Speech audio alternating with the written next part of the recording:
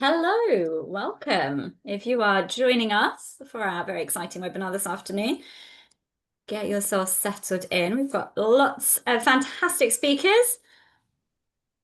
Just checking all the text, rounding everybody up. Perfect. Now, if you are joining us, let us know where you're from. Pop it in the chat.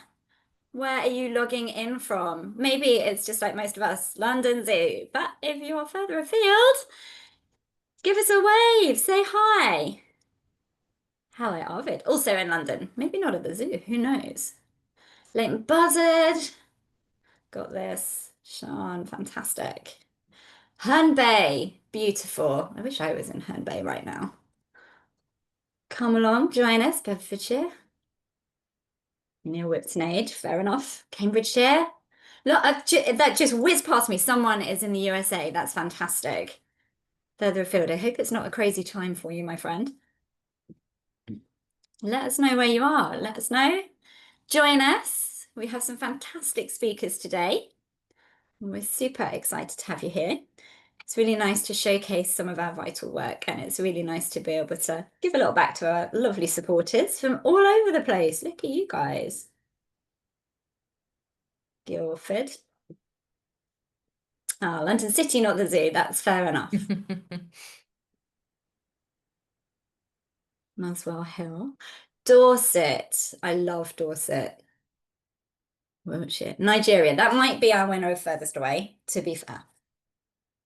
I'm going to give everyone just a couple more minutes to join us in. I hope no one's got some awful time differences and has had to stay up throughout the night to join us. But thank you so much for coming and joining us.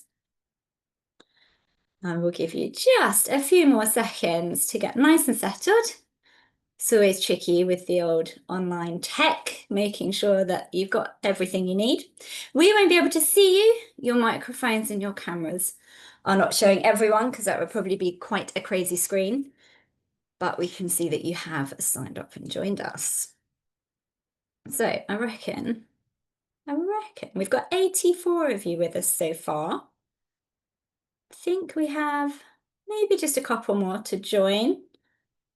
But let me start explaining what we've got. So it's an online webinar. Thank you so much for joining us, for joining fundraising as well, to showcase some of that work that we're taking place across obviously our science-driven conservation zoos. We've got some fantastic speakers to tell us a little bit of what's been going on behind the scenes and hopefully connect up all of our global efforts to protect that wildlife. And we're so grateful for you guys for helping us do that. We couldn't do it without you. So it's nice to let you know a little bit about what's been going on and keep you updated. My name is Sonia.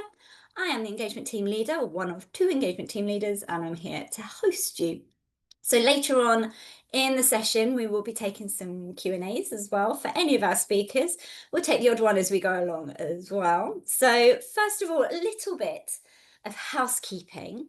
So this event is, as you can see, a webinar. So like I say, you won't have your pictures out there. You won't have your speakers on.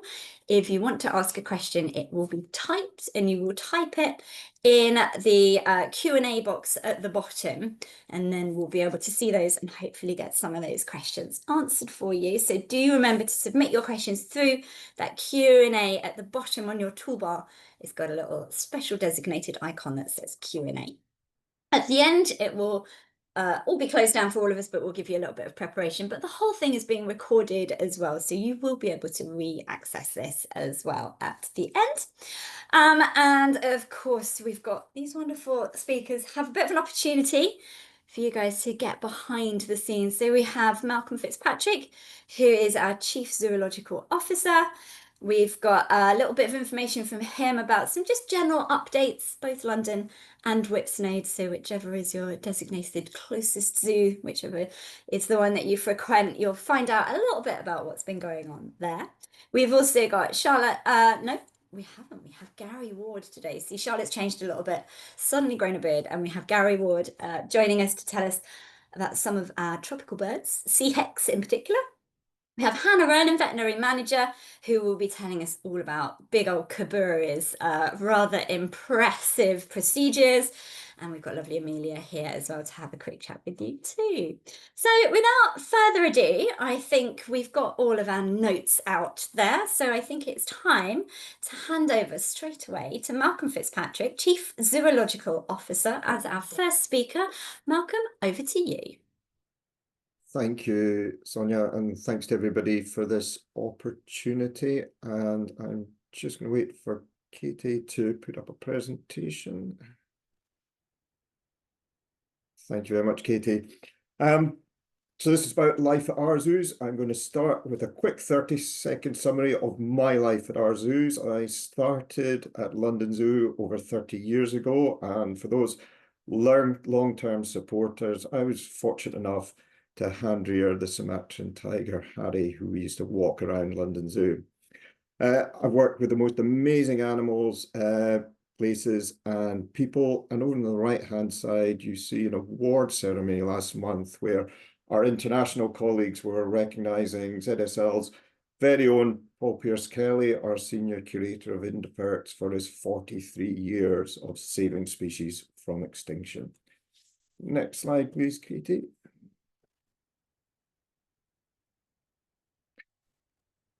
Now, some news about arrivals at both our zoos. At London, a seizure from illegal wildlife trade and black-breasted leaf turtles will be joining. We often get asked questions about our two lone pygmy hippos at London and Whipsnade, and I'm pleased to announce that a young male hippo will be arriving at London in spring, followed by a female hippo at Whipsnade in autumn. New species include black and rufous sengi at London and a black-lipped pupfish at Whipsnade.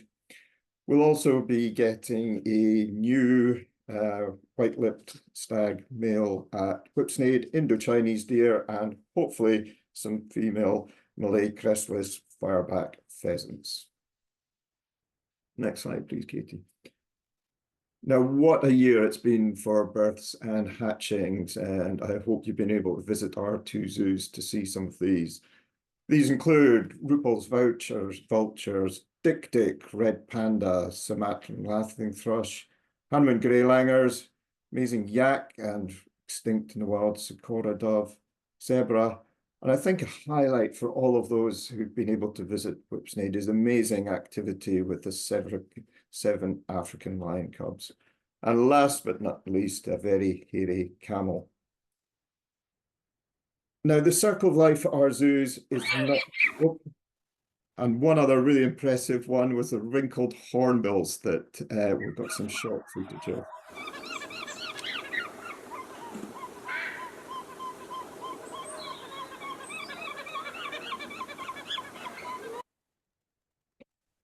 And I'm sure during the Q&A, Gary will be able to answer any questions on those behaviours, but that was a really important birth. Now, the circle of life at our zoos also includes deaths, and unfortunately, I have to share with you the sad news that we lost our male giraffe, Bashu, at Whipsnade on Monday. Now, while sad, we're hopeful that both our females are pregnant and that Bashu will continue to contribute his genes to the important conservation breeding programme. Next slide, please, Katie. Now, in terms of exciting new developments, at Whipsnade, we are developing our elephant area for our multi-generational herd of Asian elephants. And this is going to include modifying the existing barn to increase space so our bull elephant can have more contact with the herd. We also have a new all-weather paddock and some shaded areas. And this is the first phase before we move into phase 2, where we'll be expanding our outdoor paddocks and including an amazing new pool where all the elephants will be able to fully submerge at once and swim. Next slide, please, Katie. Now, we have an expanding gorilla group. We are now up to 7 gorillas, and we also therefore have to expand the space that they're in. This work is starting and is going to feature connecting tunnels, a new indoor gym area, and a new outdoor area. On the right-hand side, you can see an architect's 3D render of the space. and we'll be using a light woven steel netting to increase the roof height as well. Another new exciting habitat at London is the capybara, who at present are in a timeshare with the pygmy hippo, and they'll be moving over to the Galapagos tortoise area at London Zoo. Next slide, please. Now, I know you're all aware of the amazing conservation work of the Conservation Policy Team and the IOZ, but this slide is featuring on the zoo's contribution to global conservation, the work that our keepers, our curatorial staff, our vets, and even our community and learning team do around the world. We've got a sighting grant for the reintroduction of pupfish in Mexico. Our team are advising on cheetah reintroductions in Zambia. I'm sure you're all aware of the rescue of the Chagos brain coral, and likewise, a really exciting project in Nepal where the skill of our animal teams is helping in rescue and rehab centres. There is one photo I'd really like to draw your attention to, and that's on the bottom left. And this is just from a few weeks ago, where two of our whipsnade keepers, Luke and Connor, were out in Chad using their animal handling skills with the cinder-horned oryx that have been reintroduced there. Next slide, please. Now, ZSL is approaching our 200 years now of caring for animals. And during this time, the level of care has changed considerably. When we started in 1800, it's been much about collecting animals to inspire our visitors and advance our scientific knowledge. We are now champions of sustainable populations in zoos. Animals are not simply just surviving under our care, they are thriving, producing populations suitable for release. Next slide, please, Katie. Now, a really good example of this, and this is hot off the press. There was an area in Ghana which is threatened by mining in the Atwa Forest Reserve, and two critically endangered amphibians, the Atwa slippery frog and a puddle frog, would probably disappear forever. Our team was out there just a few weeks ago, working with local NGOs to collect some of these frogs, and they arrived at London just a few weeks ago, where we'll co-develop conservation breeding protocols using the skills of our experienced amphibian keepers, and then help implement these at Ghana at a later date. And we've also established a private reserve where, when the habitat is decimated by mining, we can potentially reintroduce these frogs. Next slide, please. Now, in terms of these extinct and wild species, these species that only now occur in zoos, aquarium, and botanical gardens, their fate lies with us. And really, there are two choices. They're either going to disappear completely into extinction, or we can help recover them. Now, since 1950, we've lost 11 species under our care. And in 2023, we'd actually recovered 12 of those species and reintroduced into the wild. I'm really excited to share with you that that figure in 2025 has now increased to 14 species fully recovered, including the cinder-horned oryx and one of those species, a partridge snail. So we're increasing our success and widening that gap in terms of animals recovered. Next slide, please. And again, hot off the press, ZSL are chairing a really exciting initiative endorsed as an IUCN Extinct and Wild Action Partnership. And our team have just flown out to Abu Dhabi to be at the World Conservation Congress, where they are having numerous sessions on this action partnership, and including an exclusive fundraising event that Matthew and the ambassador are hosting at the ambassador's residence. Next slide, Katie. Now, this is some amazing footage of the cinder-horned oryx taken when Luke and Connor, our keepers, were out there just a few weeks ago. And there are now 510 oryx calves that have been born in the reserve in Chad. And this is thanks to the conservation partnership coordinated by the Environment Agency of Abu Dhabi, of which ZSL has been an integral party since the onset.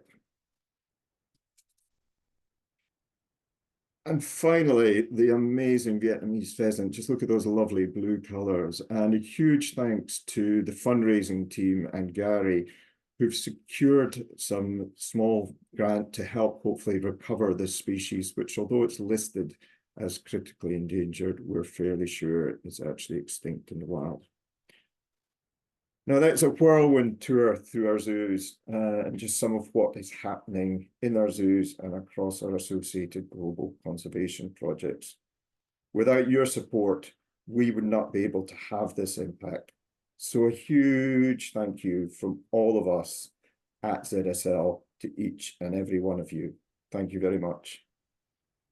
Thank you so much, Malcolm. And yeah, we couldn't labour this enough. The thriving populations to deliver back into thriving habitats, all made possible by all of our supporters. Personally, here at London Zoo, hot off the back of the Darwin's frogs arriving, our team was super excited to hear about the slippery frogs and the puddle frogs. So we'll be watching them. But just to even see those scimitar horned oryx looking for all the world like they never had a problem. It's amazing. Thank you for the update, Malcolm. We have a couple of questions. I'll just pick one for now, but don't forget, keep putting through the Q&As. We'll read through those and we'll have some designated time at the end. But the first one that came through that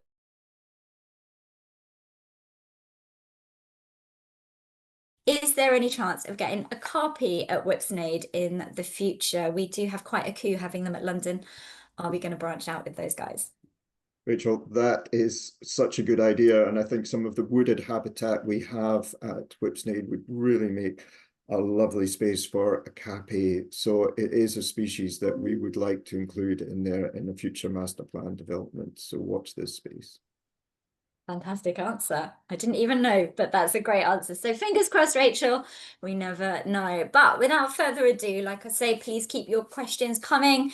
I can see them arriving in our Q&A box. Don't forget to use that icon at the bottom and we'll have plenty of time to go through some more of those. But for now, I'm going to hand straight over to Gary Ward, who's our curator of birds at ZSL, to continue some of the chat about some of the extinct in the wild species that are having a little bit of good luck at the moment. Gary, over to you. Okay, so thanks very much, Sonia. I trust everybody can see the presentation that I'm sharing. Okay, so I wanted to talk to you and expand a little bit more on what Malcolm mentioned about our Extinct in the Wild initiative and our focus on extinct in the wild species. And I want to give you an example of the project that the bird teams at ZSL have been heavily involved in over the last couple of years. And that's with the SEAC, or the Guam kingfisher, which is an extinct in the wild species. And so we've been involved in returning that species to the wild. So let me explain further. So first of, am I sharing this? Can you guys see that screen? Yeah? Yeah, thanks. So let me explain a little about the natural history of the SEAC, or Guam kingfisher. The species was endemic to the island of Guam in the Western Pacific. It's a sexually dimorphic species. This is a male, and you can see here a female. The female has much paler underbelly. They're a territorial woodland species with a diet of lizards and large invertebrates. So that, unlike most kingfishers or kingfishers that we see here in Europe, they don't really dive into the water and actually hunt fish. They're more, land-based prey such as lizards, etc. They nest in cavities and quite often use natural cavities, but also dig out in dead coconut palm logs or freestanding stumps, and they'll dig cavities into there to nest in.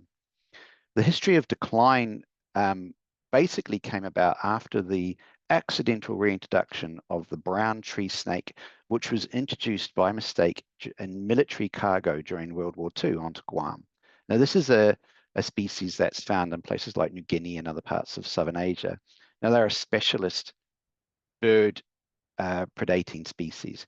So when they made their way to Guam, the endemic bird life on Guam had no natural defenses to that, to being predated by such a predator as a brown tree snake. So it brought around the extinction of a number of species, and the Guam kingfisher became extinct in the wild in 1986. Thankfully, though, a last-ditch effort to save the species in the early 90s saw 29 birds brought into captivity. And currently today, as of today, I've just checked on ZIMS, there's 111 SEAC in the world in captivity. So as you can see, there's 72 males and 38 females, one unsexed birds, and there's in 23 institutions. Now those institutions are all in North America. We do not have this species at London Zoo. So it's quite extraordinary and remarkable, really, and quite gratifying to actually be able to help with the recovery of this species without actually even having it here in our institution. So of those 29 birds that were brought in from the wild, actually only 16 of them bred. So there is quite a small gene pool that we're working with. And one of the ways to mitigate against that is to grow the population. So we've done some science and looked at that and have identified that this is a small gene pool. We need to grow the population as much as possible. So we have more individuals, and then more genetic diversity will creep back into the population. But of course, we have an issue with space, and we haven't got the space in the AZA collections to grow the population much more than 111 birds, as we can see today. So one of the drivers for that was to get the birds back out into the wild as soon as possible.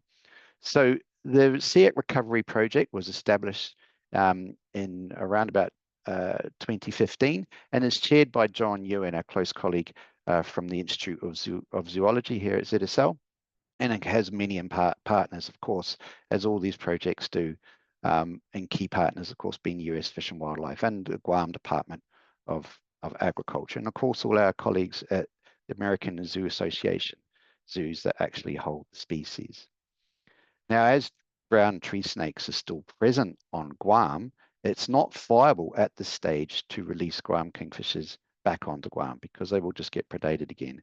So we looked at alternative sites, and 3 islands actually outside their historical range were assessed for potential assisted colonization.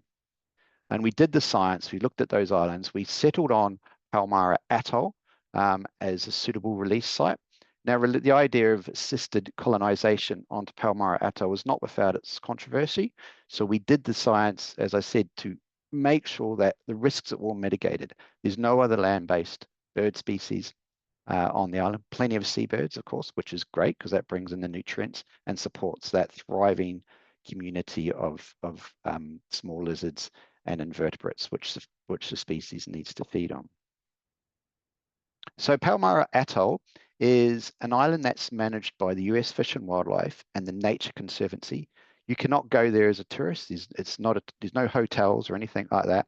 It was used as a military base during World War II. So there is actually an airstrip there, so you can fly onto the island. But if you look at where it is, so that's Guam, the red star. Palmyra Atoll is 6,000 kilometers outside the natural home range of the Guam kingfisher. So, this is not the ideal situation, but it's the option that we have to get birds back out into the wild and to grow the population. So this is Palmyra Atoll. Now, we feel that we can probably hold 60 pairs of Guam kingfishers on this island. Well, there's enough habitat for 60 pairs, to be honest. And that's going to grow that population far greater than what we would ever be able to find space for in the world zoos. Also, those birds are then going to be living in the wild and readapting to wild living, and those birds we could then harvest birds from Palmyra and take back to Guam in the future once we get a handle on the control of the brown tree snakes, or indeed some of these other islands outside its natural range where we could potentially release the birds. So how are we going about doing this is that we're bringing birds and eggs to Sedgwick County Zoo in Wichita in Kansas, and to a biosecure hand rearing facility, because if you understand that all these birds scattered around North American zoos are all in, bird collections, and been in contact with lots of exotic birds from all around the world. So we want to ensure that we're not introducing a novel disease as we introduce these birds back out into the wild. So we do that by bringing them as eggs, and then managing and rearing them in a biosecure facility. So in 2003, we sent out one of our keepers from Whipsnade, this Claire McSweeney on the right there, and she worked alongside Erica Royer from the Smithsonian Conservation Biology Institute. Erica's one of the world experts in the captive husbandry of SEAC, and they worked together to develop the protocols for rearing birds in this biosecure unit, where the eggs have been flown to that site from all around North America. And then in 2004, last year, we provided a total of 6 bird keepers from ZSL, primarily from London Zoo, who went out there, and there's Charlotte and Claire again, working in the container, as the chicks have been hatching there and being hand-reared. And of course, we did do this alone. We obviously worked closely with colleagues from other zoos that are listed there from AZA zoos, and a total of 6 AZA zoos sent eggs to the container. And there's some chicks that have only recently hatched. So the chicks are hand-reared on a diet of pinky. Now, if you don't know what pinky is, that's what we call baby mice, and then also crickets and anole lizards. So they're quite easy to hand-rear once you get them to hatch. And this is Adrian Wells, who's a section manager of tropical birds here at London Zoo, who did a stint out at Sedgwick County last year as well. Now, once the chicks fledge, they're then moved into groups. Now, bear in mind, we've got to keep all these birds in that container. They can't go outside into the zoo. So we've only got limited space. So we put them in small fledgling cages. They're still being fed at this stage. And then, of course, watch very carefully, because these are a territorial species. We didn't want them to beat each other up. And then they were then assessed for suitability for release. So this is Antonia, one of our bird keepers from London, working with the vets from Sedgwick County Zoo whilst they're doing a health check on one of the birds. So 9 birds were actually successfully reared, which was our target number, because we can only hold 9 birds in the release aviaries on Palmyra Atoll. And so these are the 9 birds. These are the mugshots. One of these birds didn't pass health screening. It was underweight. So we then took the decision to add an adult male, a 1-year-old male, which was hand-reared at the same biosecure facility and being maintained in quarantine at Disney Animal Kingdom. And he was then selected to join that cohort. And all the birds were given Chamorro names. So Chamorro is the indigenous, culture of Guam. And so the birds were all given Chamorro names so that they instill that sort of sense of pride and around it. So this is Zayas, the 1-year-old male that joined the cohort. If you wanted to find out more about the project, we worked and partnered with KUAM News, and they did a whole series of pieces on YouTube. And if you just search on YouTube the flight of the SEAC, you can see a whole series of little pieces that explain the project, and nice footage of the birds inside the rearing facility as well. So when the birds were bear with me, going back a bit. My slides are all not seized up. Sorry about this. There we go. Right. So the birds were flown to Palmyra on the 28th of August last year from Sedgwick County Zoo. We hired a private jet for this at huge expense, as you can imagine. But these birds are very precious. So we wanted to get them onto Hawaii and then stopped off at Hawaii and then on to Palmyra. So this is Scott Newland, who's the EP coordinator and the director at Sedgwick County Zoo, just making sure that the birds are secured safely on the private jet on the morning of their departure. When the birds arrived at Palmyra, they were transferred to these temporary soft holding cages where they spent the first night on the island, just to make sure that they were acclimated and and feeding and stuff before they were then released the following day into the outside pre-release aviaries. Now, these are the first time these birds have actually been outside, so it was really important that we didn't rush this. First time they get rain on them, so they're, because they've been indoors in the quarantine facility, so we needed to make sure they had waterproofing, etc. We also then had to teach them to hunt for live prey, so they were given, and all the birds had to show their skills for catching live prey before they're released. And they all spent about 4 weeks in the release aviaries before they're released. They were also fitted with telemetry prior to release as well, so we could help monitor the birds once they were set free. So on the 22nd of September 2024, the first 5 birds were released out of the aviaries. And this is the first time this species had flown free in the wild in over 40 years. And then on the 24th, the remaining birds were also released. All 9 birds were released. A year later, continue to survive. Now that is absolutely unheard of in a lot of these release programs. Usually you have up to 50% mortality after release. But these birds are all still alive. The guide team are monitoring them. We think this success is down to the abundance of food that we have on the island, including geckos and these big hairy spiders called cane spiders. And there's no competition. It's a very safe place for the birds. The birds have been recaptured with mist nets. Their batteries changed on their transmitters, and health checks as well. And this is Hinenau, one of the males, and he gained 10 grams since release. So the birds are absolutely thriving, and it's testament to the science and research that's gone into selecting this as a suitable release place.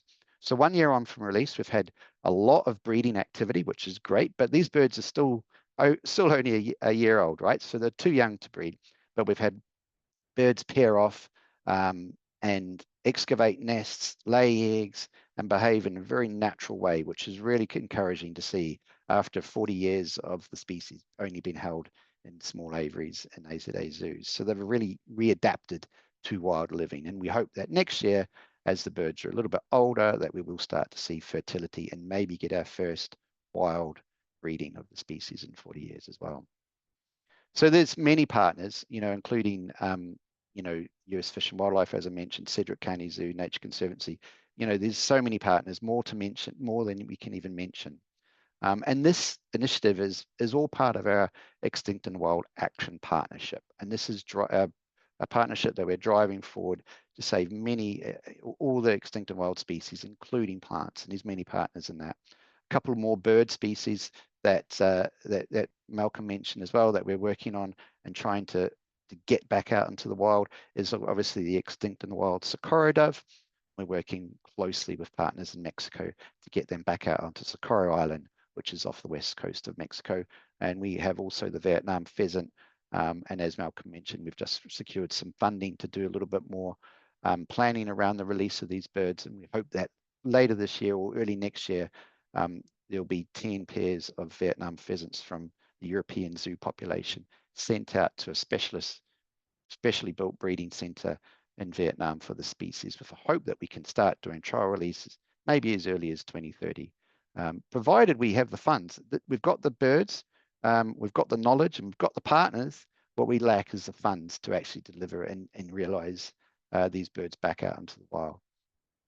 So thank you very much. I hope I didn't go over too much. I'm sure I did go way more than 10 minutes. That's usually the case when I present. But yeah, so thank you very much. And I do hope that if there's any questions that I will be able to answer them. So thank you. Thank you so much, Gary. And it is really hard to know when to stop when talking about such a successful project. And I absolutely don't blame that at all. We had an Easter event on site at London Zoo all about the sea heck. I'm so invested and so proud of the work that you guys have done with those. I do have some questions for you. However, I'm going to move to our next speaker first, but then we'll rack up a load of questions. I even have a couple of my own to give to you during the Q&A time. So please don't go anywhere. I don't think that you are off the hook for the Q&As at all, Gary, but thank you so much for that. However, without further ado, I saw the places that you were all based at the beginning, from Wiltshire to West Sussex, and we had one dialing in from RVC. Hannah, I think you might be what they're here for. So I'm going to introduce Hannah Rowland, our veterinary manager, to tell us about something completely different, quite different in size, structure, and everything. So Hannah, take it away with this.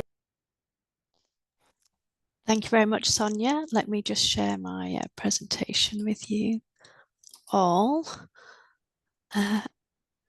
Okay, so I'm bringing us a little bit back to our zoos now, and I'm just going to talk about, and I suppose bring you behind the scenes of one of the procedures we performed as a veterinary team on Kiburi. He is our 21-year-old silverback gorilla housed at London, and Kiburi had been having some intermittent gastrointestinal issues, which had been kind of waxing and waning, and we were really keen to kind of get a bit more of an idea of what might be going on, give him a full health check based on this. So last month, we anaesthetised Kiburi for a CT scan and a GI workup.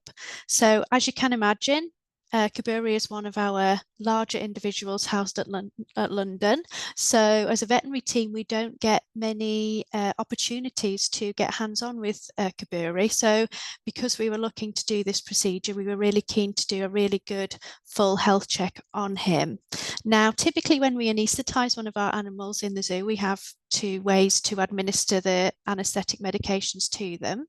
That's either using a dart with the injections loaded in that, or under trained behaviour via hand injection. So darting can be really, really stressful for the animals and also for the staff. So we try to avoid that as much as possible.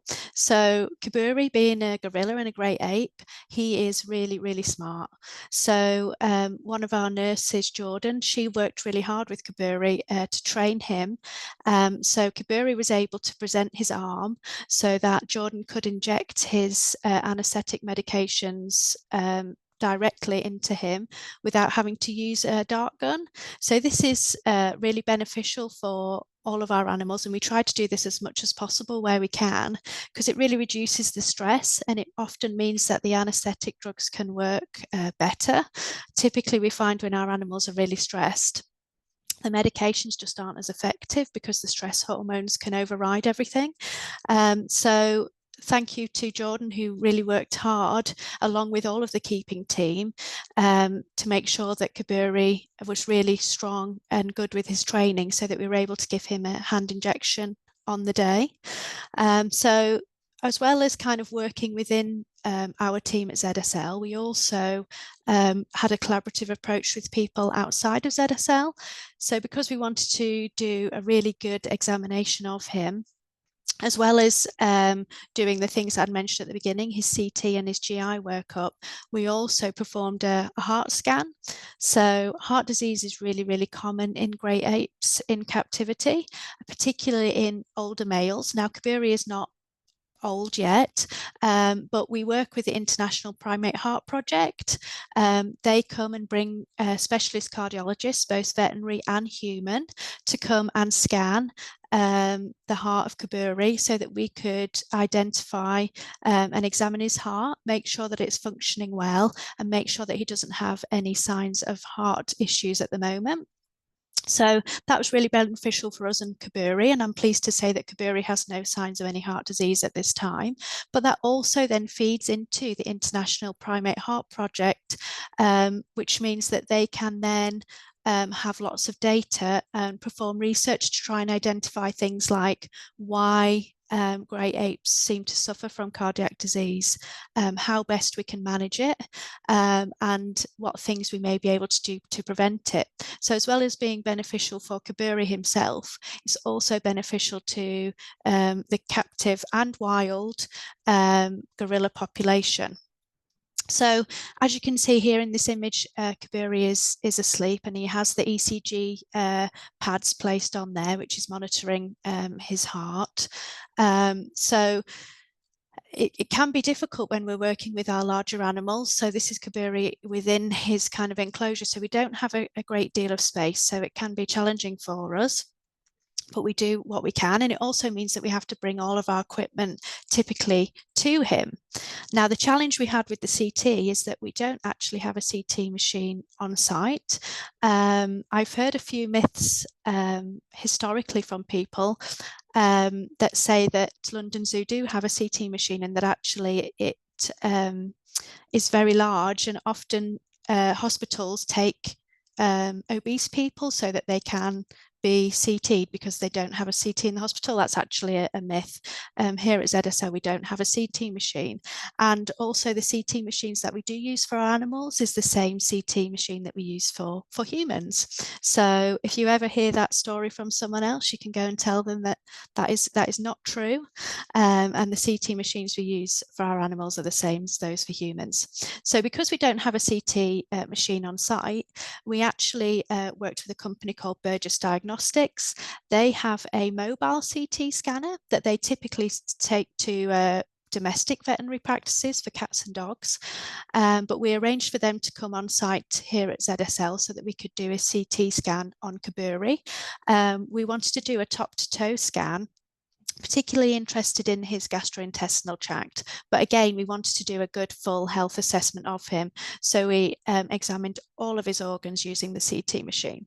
So the CT truck, because it's on a large articulated lorry, wasn't able to get all the way down to Kiburi and his enclosure, so that meant that we had to take Kiburi from his enclosure up to the lorry. So the lorry was parked at one of our service gates, the West Service Gate, and so we had to take Kiburi to it so that we could do his CT examination.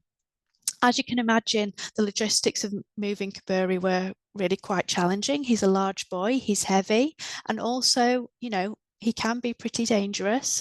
So it's really important that we had lots of teams working together to make sure that we could move him safely and also without any issues. So as you can see here, this is Kiburi on his little trolley.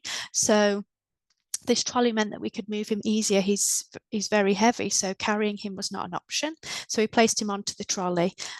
He then also went onto one of our trailers, and then he was driven through the zoo up to the CT machine here. And at this stage, Kiburi is being loaded onto the CT machine for his examination. Obviously, he is under anaesthetic at this point, and we make sure that our anaesthetic is a good depth so that we don't have any issues there. But you may also see that we pop just some little anklets and wrist bracelets on just for the journey, just in case of any issues. We never anticipate there being any, but we just do this as a precaution. So it can be quite logistically difficult, and it's not just us that get involved. Obviously, you can see the keeping team here. We also work a lot with the transport team. So there are lots of people involved, meaning that Kiburi could be moved onto the CT. So here is us preparing him, and he's on the trailer now, getting ready to go back up to the machine. So once we managed to get him to the truck, obviously he had his CT examination. He's not the typical animal that they have within the CT machine. So we had to do a little bit of manoeuvring of him. He's got these very big muscular arms, quite a big body, and then these muscular legs. So it meant that we had to do some rearrangements of him. As you can see here with his arms, we had a wooden board there, which meant that we had to bring his arms up and out of the way so that he could fit through this small circular bore so that we could have a look at his gastrointestinal tract. And just to show you some of the setup that we had to do, as I say, we had to bring his legs in so that he would fit through the bore. So this circle here, this is where the CT, where they get their images. So he needs to go through that circle for us to be able to get some images. So we had to squeeze his legs in a little bit and then also pull his arms back. Also on the image on the left is one of our portable anaesthetic monitoring machines. So the great thing about this is it's handheld, and it means that we can take it on section for when we do anaesthetics of any of our animals. And on there we can monitor his heart rate, we can monitor his respiratory rate, we can check how much oxygen he has in his his blood, and we can also check how much and how well he's breathing using the anaesthetic machine. So we can get so much information from this little tiny handheld machine. So this is really, really beneficial for us to be able to monitor him and ensure that he is asleep and he is very stable under anaesthesia. So as well as doing a CT, a heart scan, we also wanted to do some further investigations of his gastrointestinal tract. So for this, we called in some human doctors from the NHS. So, you know, like I said, this was a really big kind of collaborative procedure that we did. And the gastrointestinal doctors came and they performed endoscopy of the stomach and also of the colon. So there may be some of you in the audience that might have had potentially a colonoscopy before. Not always very pleasant. Thankfully for Kiburi, he was fast asleep for it, so he didn't know and was none the wiser. But what they did is they passed a camera down either through the mouth for the stomach or up the bottom for the colon, and the camera was able to have a good look around. And we also collected some small samples from the intestinal walls just to check and make sure that that was healthy. So I'm pleased to report that everything went really, really well for Kiburi. He's now back in the group. He's doing really, really well. So far from the tests that we've got back, he has not shown any major issues, which is great. Some of our tests are still pending at this time, but so far everything is looking good and Kiburi's been doing really well since his anaesthetic event. So what I just wanted to show was some of the things that we do here as part of the veterinary team behind the scenes, and also kind of the big collaborative kind of effort it takes to anaesthetize some of our larger species here at the zoo. Obviously, like I said, we don't get to examine Kiburi every day, so we managed to do lots of different things to ensure that he was completely healthy whilst he was under anaesthesia, and we were really, really grateful and lucky to be able to collaborate with some of our partners both in the human and veterinary industries, specialists who were able to give us their expert opinion on Kiburi, and thankfully, as I say, so far he's been given a full bill of health. So thank you. Thank you so much, Hannah. What a feat. I can't imagine the initial meeting that went right. So we're going to CT scan the silverback gorilla. I can't even think where you started, but you did it, and all the better for it. And in fact, very recently we celebrated Gorilla Day, and Kiburi seemed very much on top form along with the rest of the family. So it's your chance. You've been bringing questions in thick and fast, which is excellent. So we might as well start where we've just left off. A few questions about Kiburi for you, Hannah. One of them, which is one I was very much thinking the same thing from James. How long was Kiburi out for? And is this dangerous for an animal of this size? Did you have a certain time plan you had to fit to, for example? Sure. I mean, with any animal that we do anesthesia on, we always try and make sure that they are asleep for the shortest possible period of time. Obviously for Kiburi, it was a little bit longer than we would typically do because of the logistics of moving him up to the CT machine and things like that.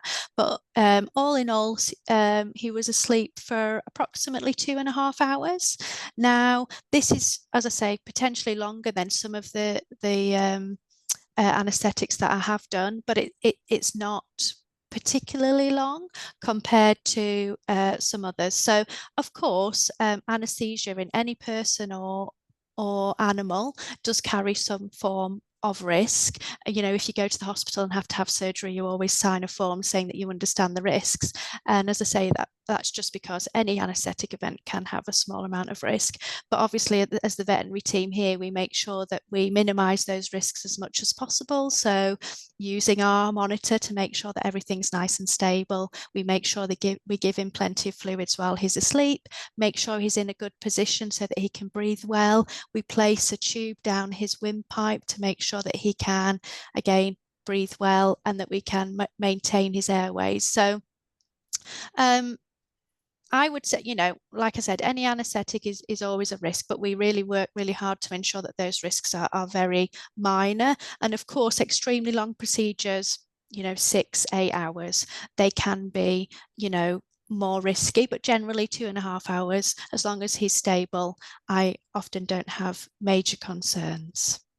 Oh, that's good news. So after all that looking around, what could we discover with Kiburi? Does he have, I'm going to combine a double question here from Lorraine and Carly, 2 questions in one.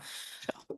Is there a common cause for GI upset in captive primates anyway, in gorillas in human care? And could Kiburi have some kind of dietary intolerances? Yeah, I mean, that there have been a lot of different causes of gastrointestinal upsets in primates generally.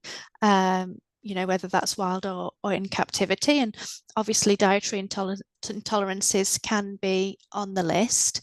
What we did find with Kiburi is that he did have a mild bacterial infection in his stomach, which he received antibiotic treatment for.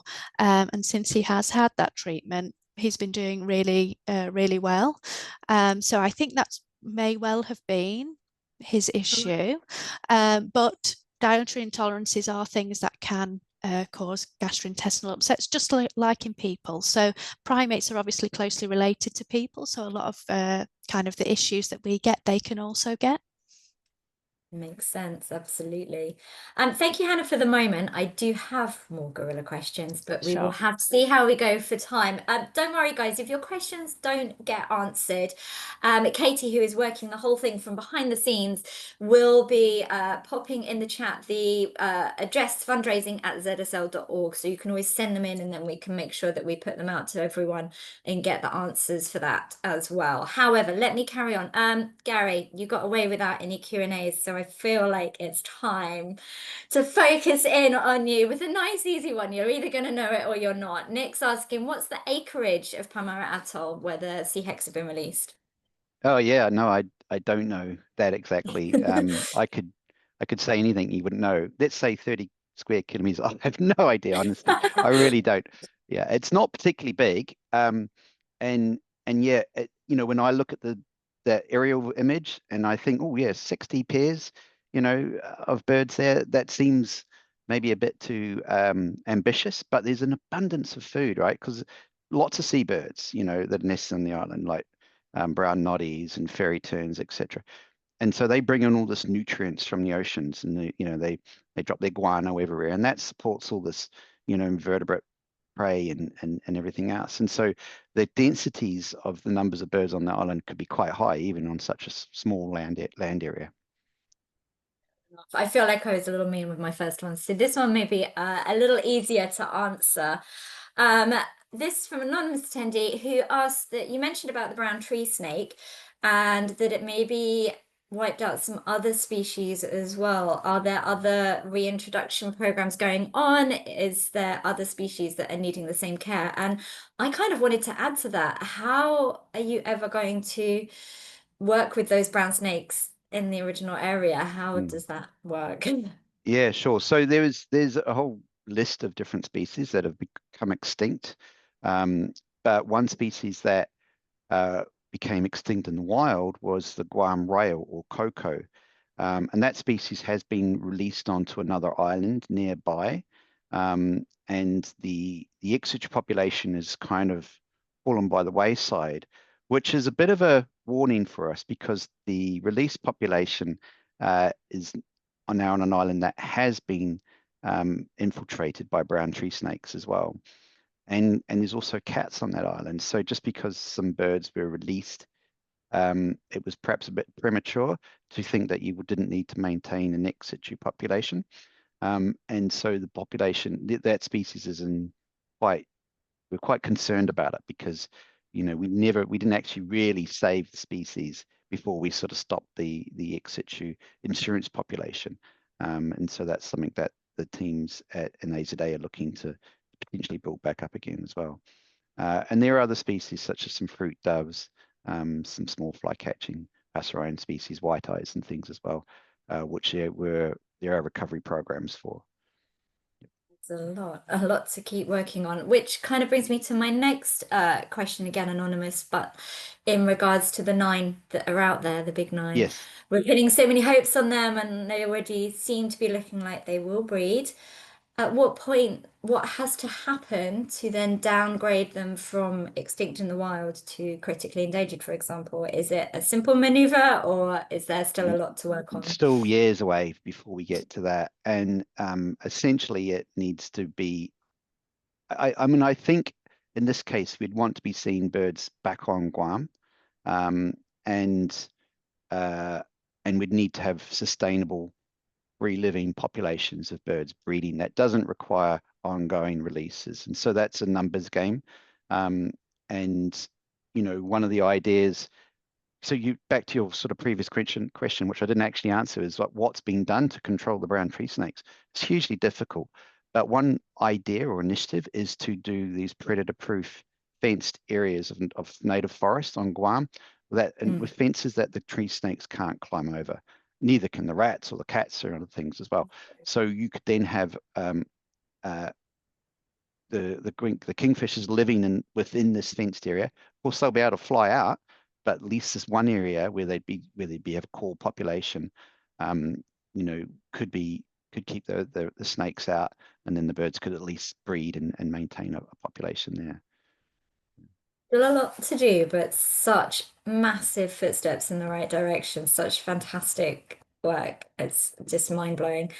However, Malcolm, it feels like forever ago we heard your dulcet tones, so I have just maybe time for one more question to yourself. Your plans or the plans for changing Whipsnade's elephant enclosure looks amazing.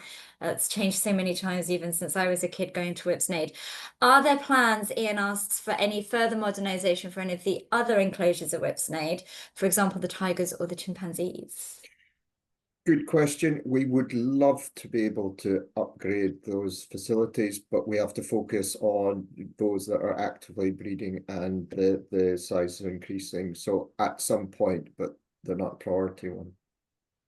Fair, fair. And as that answer was so nice and quick, I have one last quick question for you. Yep. Rosemary wants to know, are there plans to find a new friend for the aardvark at Whipsnade, please? I'm going to be very quick.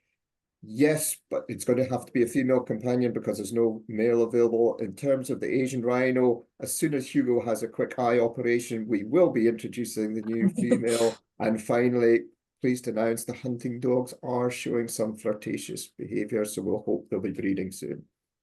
Fantastic. You managed to fit 3 into 1 there. I'm very impressed, Malcolm. Thank you so much. And thank you so much to all of our speakers, because I know we're running just a teensy bit over. Wanted to get as many questions out as possible there. Like I say, you will be able to redirect those questions to fundraising@zsl.org. We can get some answers back out for you, but thank you so, so much. Hopefully you feel like we've brought you a bit closer to some of our animals, some of our projects, and the people behind them as well. So I want to say a very big thank you for all of you attending, but we're not quite done, because I do want to hand over to the rather fabulous Amelia. She is our Senior Philanthropy Manager, and I think she has a few words to say to you as well. So goodbye from me and over to Amelia. Thank you. Oh, thank you so much, Sonia, and what an introduction. Just the same from me, really. It was an enormous thank you to all of our speakers for today. So Malcolm, Gary, Hannah, and of course to you, Sonia, for so brilliantly chairing. You mentioned also that Katie is behind the scenes, so she has coordinated all of the event information for today, while also practicing running for a half marathon, the Royal Parks Half Marathon this coming Sunday. So she's had a very busy plate, so thanks to her for coordinating. I hope you've enjoyed the glimpse behind the scenes of just some of the work that's happening at ZSL. It's a spotlight on some of the activity. As you know, there is a lot more that also is happening at ZSL. And I just hope it gave you a bit of a sense of the ambition for driving our next steps forward. I wanted to take an opportunity to thank all of you. So I know that there are lots of different people on the call today. We have patrons, we have our fellows, we have our supporters, and some new marathon runners. So lots of people contributing their time to our efforts. And thank you for being part of this conversation and for everything you do to champion wildlife. So restoring habitats, protecting species here in our zoos and across the world, and helping people reconnect with nature. It's your partnership that makes this possible, and I know that together we can turn these ambitions into real lasting impact. I also wanted to take this moment just to say, as we look ahead to ZSL's bicentenary next year, we'll be celebrating 2 centuries of science, conservation, and care for wildlife. And looking to the future, we'll shape together for wildlife, shape together our ambition for wildlife for the next 200 years. So there'll be lots of opportunities to take part in our bicentenary activities, from special events and behind-the-scene tours, all reflecting the extraordinary people, including you, and wildlife that make ZSL what it is today. So please keep an eye on your emails as we share our plans with you. Just to say, if today has sparked something for you and you would consider deepening your involvement with ZSL, perhaps by becoming a patron, by supporting a project close to your heart, or helping us to spread the word, then please let us know how we can help. And as Sonia mentioned, you can catch us at fundraising@zsl.org. But for now, thank you again for joining us. I hope you have an excellent rest of the day. And if you are around or happy to support Katie, you can find her fundraising page at justgiving.com. So we're wishing her all the very best for her run on Sunday. So thank you so much again, and I hope you have a great rest of the day.